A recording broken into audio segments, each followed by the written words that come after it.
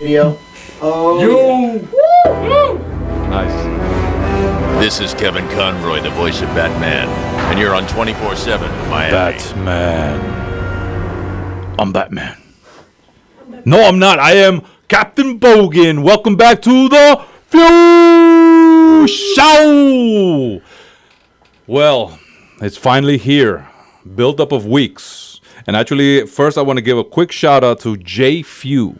F.E.W. has made this segment here, this guest here possible.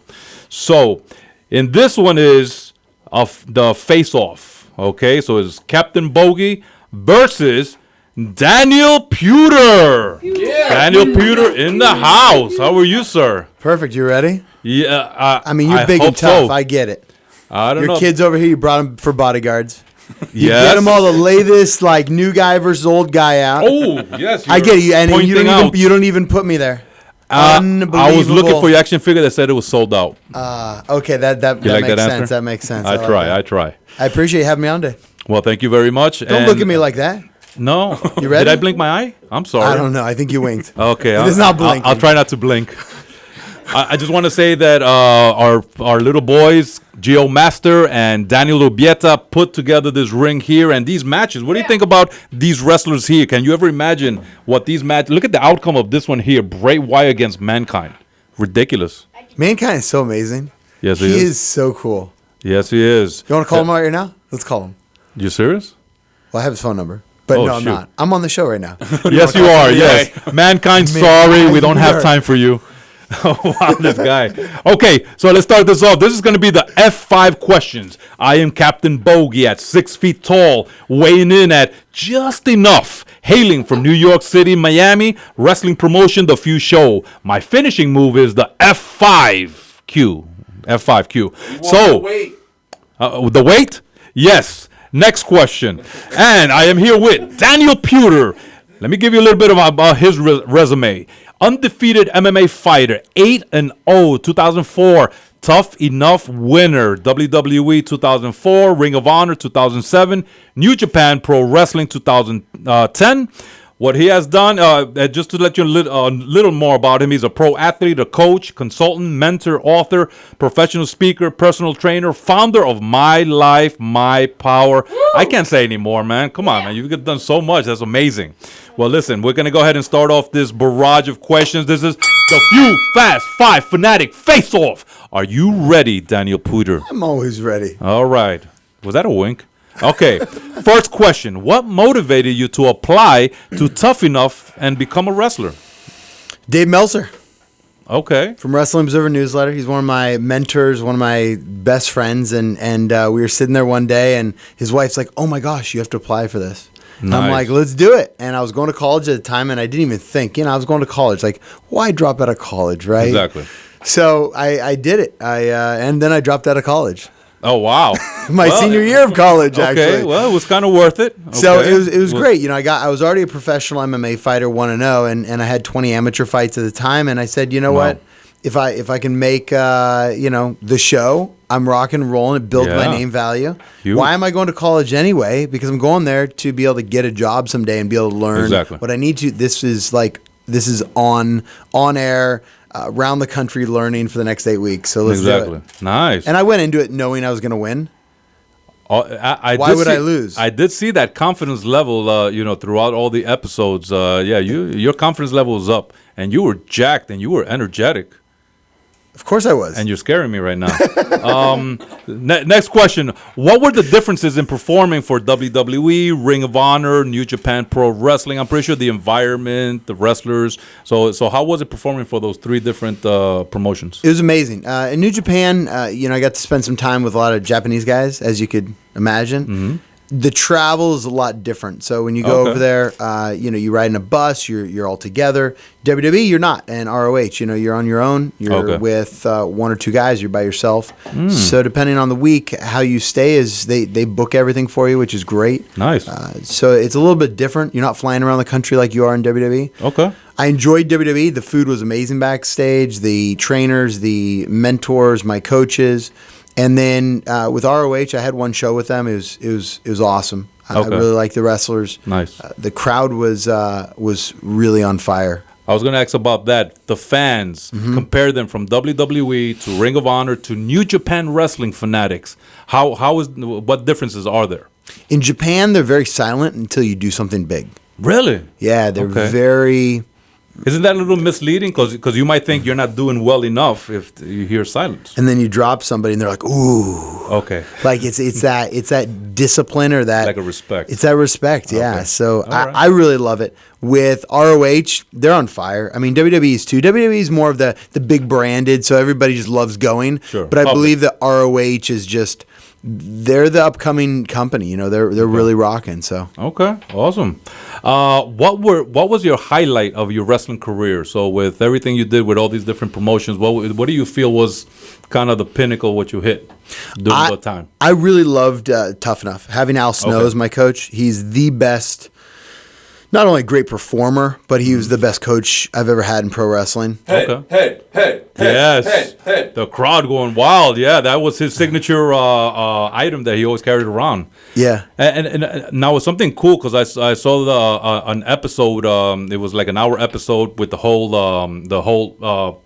what do you call it? The whole Tough Enough.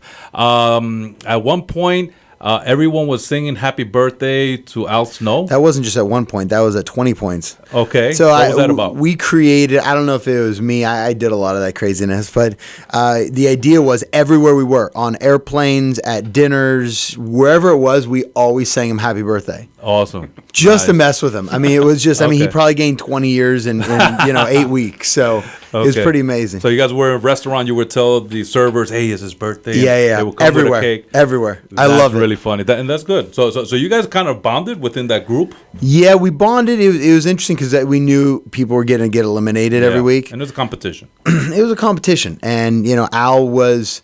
I think Al understood who I was versus a lot of the other guys were going out there partying. They were doing some craziness, and I would really focus. I would do my promos every day for a couple hours.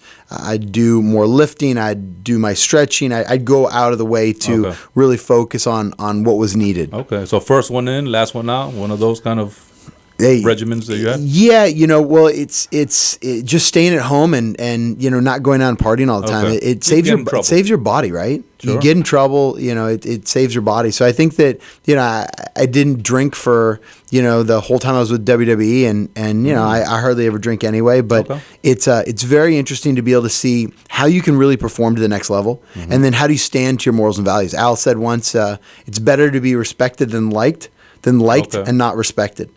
Interesting. And so you get these little things from these coaches, and you see it, and I guess I wasn't as moldable per se as some other wrestlers. Okay. Because I had my morals and values. I wouldn't do certain things to fit Gotcha. in. So, but it was amazing to click with the guys that I did click with. Awesome.